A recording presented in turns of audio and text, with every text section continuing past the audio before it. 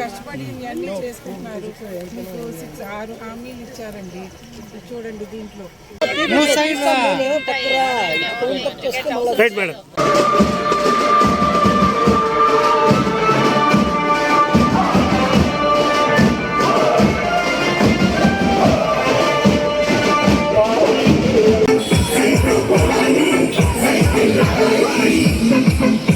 ఉగాది నుండి అన్ని మంచి రోజులే మీకు.